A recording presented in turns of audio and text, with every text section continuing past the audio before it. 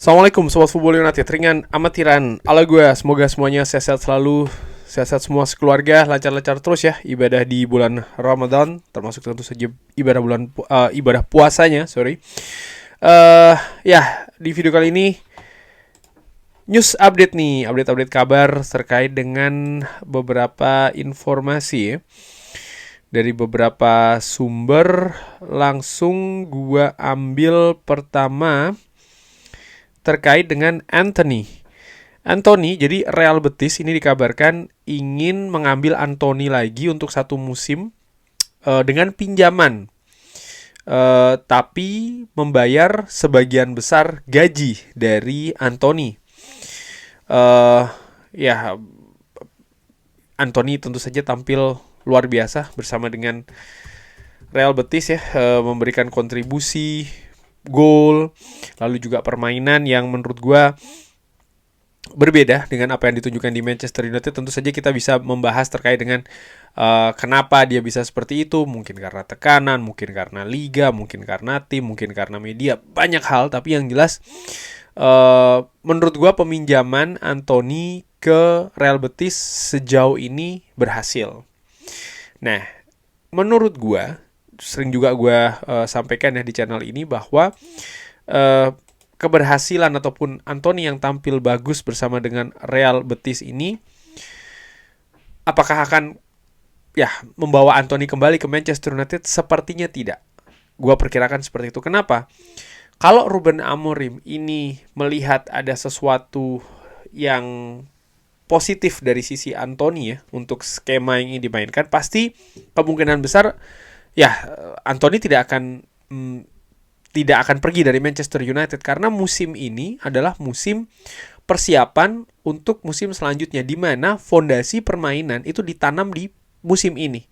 Dengan Manchester United mengorbankan banyak hal ya, termasuk juga hasil misalnya, posisi di klasemen dan lain-lain, untuk supaya fondasi permainan itu bisa tertanam dengan dalam, dengan bagus. Nah, pemain-pemain yang tidak terlibat ya di proses ini saat ini, ya menurut gue kecil punya peluang untuk berada di Manchester United untuk musim depan. Dan ini juga terkait dengan Anthony. Real Betis kalau bisa lolos ke kualifikasi Liga Champions, maka mereka akan memiliki kekuatan finansial yang lebih besar. Saat ini Real Betis ini berada di peringkat ke-6 ya. Selisih 8 poin dengan posisi keempat Athletic Club Bilbao. Tapi kalau Real Betis bisa berlaga di Eropa, apalagi di Champions League, mereka akan memiliki kekuatan finansial yang lebih besar untuk bisa ya membawa Anthony kembali ke Real Betis dengan status pinjaman, paling tidak dengan status pinjaman dulu ya. Kabar lainnya, Victor Osimhen ini dari Alex Kruk dan juga Talksport, disebutkan bahwa Victor Osimhen ini sepertinya adalah striker yang paling diinginkan oleh Manchester United musim panas ini. Dia akan tersedia dengan berbagai tipe harga untuk Manchester United ya, selama mereka bisa menebusnya. Dan permintaan gajinya ini bisa saja juga diturunkan dari tahun lalu ya. Osimhen menurut gua ya, walaupun dia ini striker premium, striker fantastis menurut gua, kemungkinan ke Manchester United ini juga besar. Kenapa? Begini, Osimhen dengan Napoli ini sudah selesai. Dia di Galatasaray dengan status pinjaman. Nanti dia akan kembali lagi ke Napoli. Tapi Napoli tidak menginginkan Osimhen. Osimhen tidak memiliki saat ini ya, menurut gue kalau melihat dari apa yang terjadi di musim dingin kemarin, nampaknya opsi untuk Osimhen sendiri tidak banyak-banyak banget gitu ya. Sehingga kalau Manchester United bisa memberikan proposal yang menarik untuk Osimhen, misalnya gaji yang oke, dia menurun, tapi bagaimanapun juga Manchester United ini masih merupakan klub dengan raihan global yang sangat besar banget ya. Jadi valuasi dari Osimhen ini masih tetap bisa terjaga. Lalu juga kesempatan bermain di Liga Premier Inggris, termasuk juga di project dari Ruben Amorim yang saat ini memiliki sisi optimisme yang menurut gue mulai berkembang.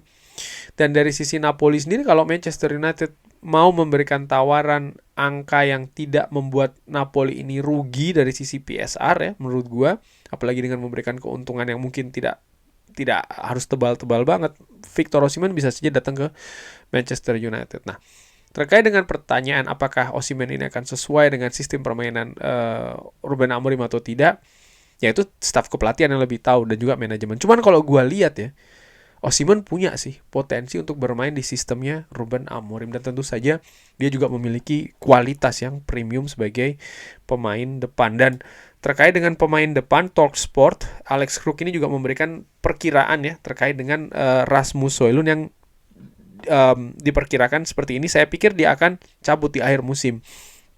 Ada ketertarikan dari Italia. Ineos dan Ruben Amorim juga tidak teryakinkan ya kalau dia ini adalah pemain yang bisa memimpin lini depan Manchester United.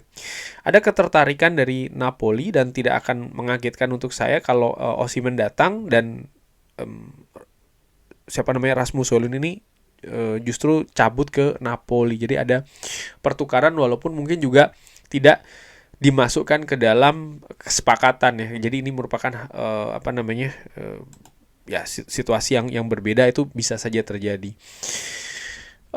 Ya, gue sepakat bahwa memang dilihat dari kemampuan ya, pengalaman dan juga kontribusi, memang Rasmus Højlund sebenarnya semenjak pertama kali dia datang ke Manchester United ini memang bukan sebagai pemimpin lini depan Manchester United, artinya pemain yang bisa diandalkan sebagai mesin gol dari Manchester United. Dan sebenarnya ketika dia datang di Manchester United usia muda, baru pertama kali di Inggris juga, langsung memperkuat Manchester United dengan segala gejolaknya, dinamikanya.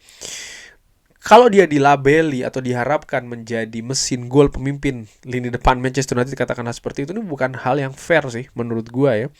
Karena kalau dilihat dari misalnya apa yang diinginkan oleh Erik ten Hag pada saat itu adalah seorang Harry Kane, dan kalau kita bandingkan antara Harry Kane dan Rasmus Højlund, ya perbedaannya sangat jauh sekali dari sisi kualitas dan juga pengalaman.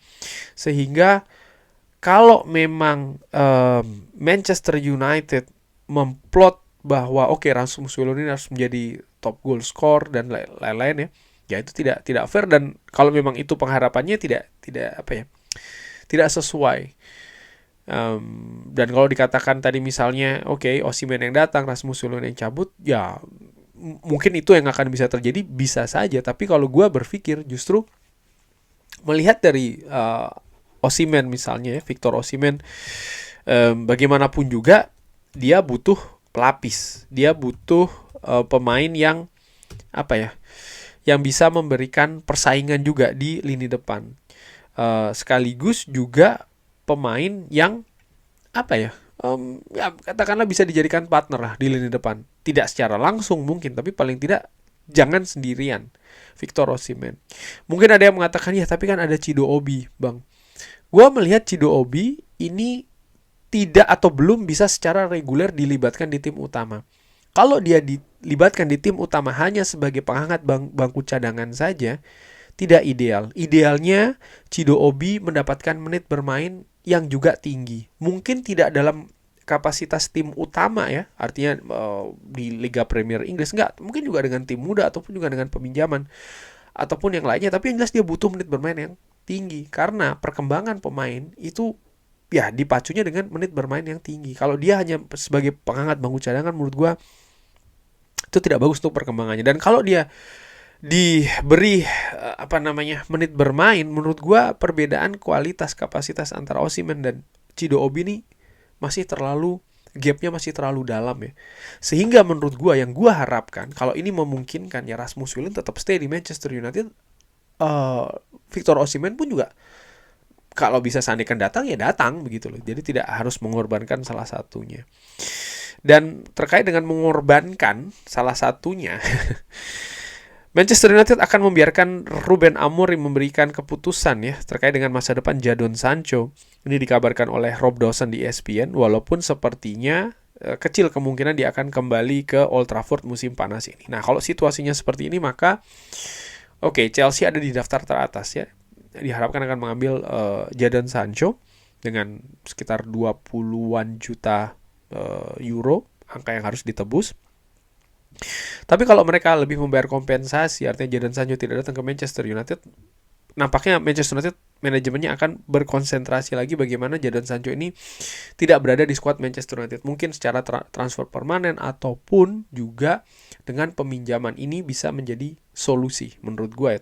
Tentu saja yang ideal dia cabut secara permanen. Dan terkait dengan pemain lain, Paul Pogba dikonfirmasi oleh Fabrizio Romano tidak akan kembali ke Manchester United. Ya, ini seperti juga yang gue perkirakan.